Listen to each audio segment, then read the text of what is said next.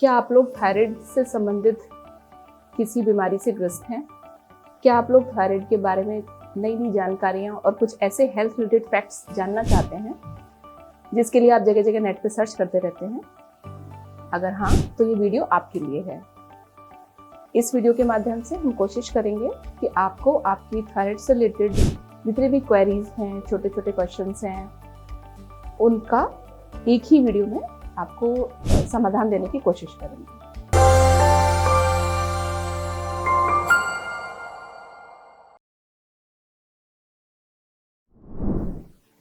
नमस्कार, मैं डॉक्टर मोनिका। सबसे ज़्यादा पूछे जाने वाला और सर्च करा जाने वाला सवाल है कि क्या थायराइड क्यूरेबल है, यानी कि क्या ये ठीक हो सकता है? तो डेफिनेटली इसका जवाब, अगर आप आयुर्वेद में आए हैं तो इसका जवाब है हाँ। लेकिन ये एक लॉन्ग टर्म प्रोसेस है। धीमे धीमे आपकी एलोपैथिक मेडिसिन भी छूट जाती हैं और थोड़े समय में ही आयुर्वेदिक मेडिसिन भी छूट सकती हैं। निश्चित रूप से क्यूरेबल है। दूसरा सबसे ज़्यादा पूछे जाने वाला क्वेश्चन है कि हम घर पे ही कैसे चेक कर सकते हैं कि क्या मुझे थायराइड है।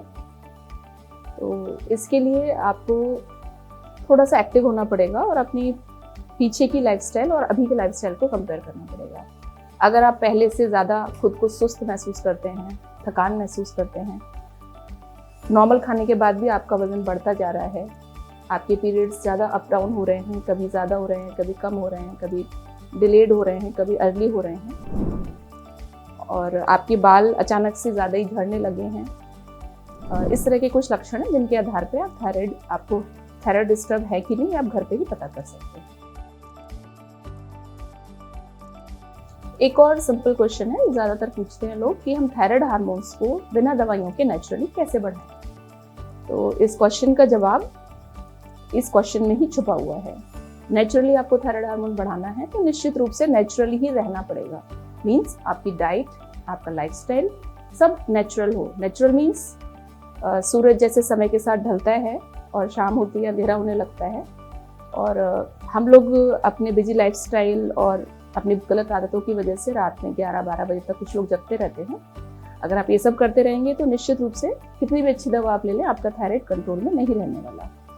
तो इसके लिए डेफिनेटली आप नेचर की तरफ वापस आएँ, टाइम से सोएं, टाइम से जगें, नेचुरल डाइट्स लें और केमिकली फूड से बचें और स्ट्रेस से दूर रहें। एक और प्रश्न जो लोगों को परेशान करता है कि क्या थायराइड हेरिडिटरी या जेनेटिक है, यानी कि अगर मुझे है तो क्या मेरे बच्चों को भी हो सकता है? तो इसका जवाब है हाँ, हो सकता है। ये आपके ऊपर डिपेंड करता है कि आप अपने खान पान की गलत आदतें, अपने गलत लाइफस्टाइल के तरीके अपने बच्चों तक पहुंचा रहे हैं या नहीं। अगर आपके बच्चे हेल्दी लाइफस्टाइल जी रहे हैं या प्रेगनेंसी के टाइम में आपने हेल्दी लाइफस्टाइल जिया था, तो काफ़ी संभावना है कि आपके बच्चों को थायराइड डिस्टर्बेंसेस नहीं होंगे। इसके अलावा एक प्रश्न और पूछते हैं ज़्यादातर लोग कि थायराइड में किन चीज़ों को अवॉइड करें। तो इस सिंपल क्वेश्चन के आंसर के लिए आप हमारी कपे फिट में बनाई हुई और वीडियोस को एक बार विजिट कर सकते हैं। इसका जवाब हम पहले आपको डिटेल में दे चुके हैं। एक और प्रश्न है कि क्या योग से या योगा से थायराइड को परमानेंटली क्योर किया जा सकता है? तो इसका जवाब भी निश्चित रूप से हाँ है। आप अगर कुछ विशेष योगासन करके, कुछ प्राणायाम करके थायराइड ग्लैंड को एक्टिवेट कर पाते हैं डॉक्टर के परामर्श के अनुसार, तो निश्चित रूप से, और डेफिनेटली इसमें 2 चीज़ें और इंक्लूड होंगी, हेल्दी लाइफस्टाइल और हेल्दी डाइट। तो इन 3 चीज़ों को करके योगा के द्वारा भी आप अपनी थायराइड को नेचुरली कंट्रोल कर सकते हैं। बालों का झड़ना लड़कियों के लिए बहुत बड़ी परेशानी होती है और ज़्यादातर थायराइड से जूझ रही महिलाएं इस समस्या से ग्रसित रहती हैं। वो ये जानना चाहती हैं कि क्या बालों का झड़ना हम रोक सकते हैं या कंट्रोल कर सकते हैं। तो निश्चित रूप से कर सकते हैं। उसके लिए टारगेट एक ही होगा कि आपके थायराइड लेवल्स कंट्रोल में रहें, यानी कि आपका थायराइड ग्लैंड नेचुरली काम करे, और उसके लिए अभी हम आगे आपको और बातें बताएंगे।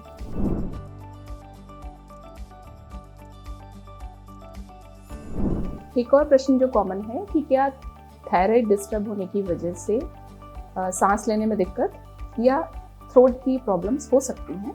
यस, हो सकती हैं, क्योंकि डिस्टर्ब थायराइड हार्मोन की वजह से आपको थ्रोट में इन्फेक्शंस बार बार होंगे, जिसकी वजह से गले में खराश होना, हल्की सी गले में सूजन होना, ये समस्याएं हो सकती हैं। गले में दर्द बना रहना, और क्योंकि डिस्टर्ब थायराइड की वजह से मेटाबॉलिज्म डिस्टर्ब होती है, मोटापा आसानी से बढ़ता है, तो वो मोटापे की वजह से निश्चित रूप से आपको सांस लेने में दिक्कत होना या रात को सोते समय खराटे आना वगैरह हो सकता है। कुछ लोगों के शरीर में डिस्टर्ब थायराइड की वजह से थायराइड के अगेंस्ट एंटीबॉडीज बनने लगती हैं, यानी कि हमारे खुद के शरीर की इम्यूनिटी ऐसी हो जाती है कि हमारा खुद का ही शरीर अपने ही इस थायराइड ग्लैंड के खिलाफ कुछ ऐसी चीज़ें बनाने लगता है जो खुद आके इसी को नष्ट करने लगती हैं। इन्हीं को हम थायराइड एंटीबॉडीज कहते हैं, जिसकी वजह से ग्रेव्स डिजीज या हाशिमोटोज थायराइडाइटिस वगैरह डिजीजेस हो सकते हैं। तो क्या हम इनको ठीक कर सकते हैं? इसका जवाब है निश्चित रूप से हम इन एंटीबॉडीज को भी घटा सकते हैं। सिंपल आंसर कि आप अपनी डाइट चेंजेस, लाइफस्टाइल चेंजेस और स्ट्रेस को कम करके ग्रेजुअली धीमे धीमे इन एंटीबॉडीज को घटा सकते हैं या नॉर्मल कर सकते हैं। शायद आप भी ये जानना चाहते होंगे कि थायराइड को मात देके वजन कैसे घटाया जा सकता है। तो निश्चित रूप से इसके लिए माइंडसेट ठीक होना चाहिए। पहले तो आपको ये पता होना चाहिए कि ये थायराइड ग्लैंड जो डिस्टर्ब है या इसके हार्मोन्स जो गड़बड़ हैं, इनको हम कैसे कंट्रोल में कर सकते हैं या कैसे नेचुरली धीमे धीमे ठीक कर सकते हैं। इसके लिए निश्चित रूप से वही 3 स्टेप आंसर है कि आपको अपने लाइफस्टाइल में चेंजेस करने होंगे। अब तक जो आप देर रात तक जगना, सुबह देर तक सोना, फास्ट फूड लेना, पैकेज फूड्स लेना और जो चाहे खाते पीते रहते हैं, उस सब आदतों को बदल के हेल्दी डाइट की तरफ आना होगा। आपकी लाइफस्टाइल में रात को टाइम से सोना, सुबह टाइम से उठना, ये इंक्लूड करना पड़ेगा। और स्ट्रेस नाम की चीज़ से दूर रहना होगा, क्योंकि स्ट्रेस लेने की चीज़ नहीं है। स्ट्रेस को ठीक से मैनेज करके और उसका सॉल्यूशन हमें ढूंढना चाहिए।